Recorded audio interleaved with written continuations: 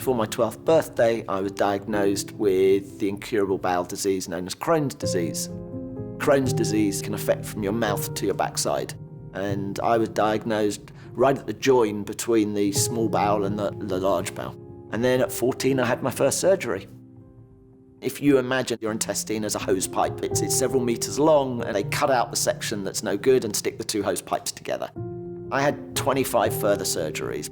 My bowel ended up at 40 centimeters. It'd just been chopped away, diseased, and I reached the point of intestinal failure. Your body can't absorb what you put into it. They said to me, look, your bowel isn't going to recover. You're going to need a bowel transplant. And one of the big things I knew from my transplant was that I was going to have an ostomy. I was going to have a bag attached to my body. And one of my earliest recollections is waking up feeling this bag, this alien thing attached to my body. And I got used to the bag, but having a bag is a challenge because what they do as part of surgery is they cut your nerve endings. Here, you've got a hole effectively halfway through your intestine. Your waste is collected into a bag and you don't know when it's going to come out. So it fills very quickly. So you experience leaks and spills, and those things are challenging. And not only that, your doctors want to know how much is coming out. So you're basically asked to measure your own shit. And I'm like, this is ridiculous. What do you do to cope?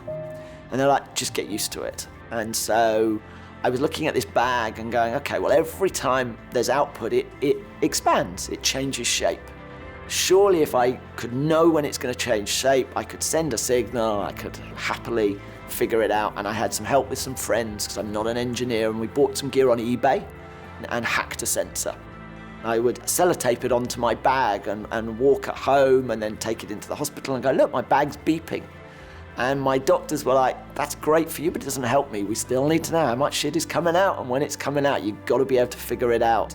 What struck me at the time was people building all these solutions in healthcare. They're giving you all these things, whether it be drugs, whether it be technologies, whether it be bandages, whatever it may be, but they're giving it to you rather than building it with you. And here I am, as the end user, I understand the problem better than anyone else, better than any nurse.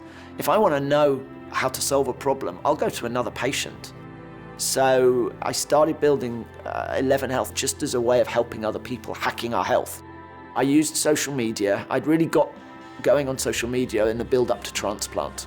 And the phone calls and the texts, as beautiful as they are endless. And I just started a blog.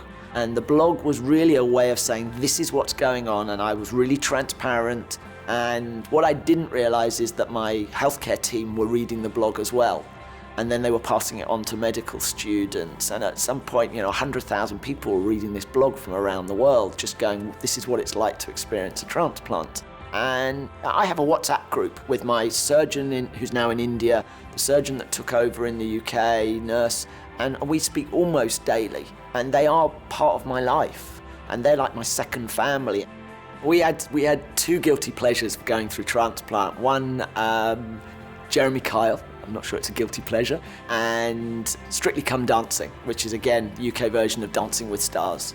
And it's always every day different blood tests, and nurses would always time it around Jeremy Kyle so we could watch another story live on TV, because it kind of took you out of your experience. And then at the time when I was in hospital, there was quite a cool guy who was hoping to win Strictly Come Dancing, and all the nurses would come in and go, I've got to see this guy dance, I've got to see him.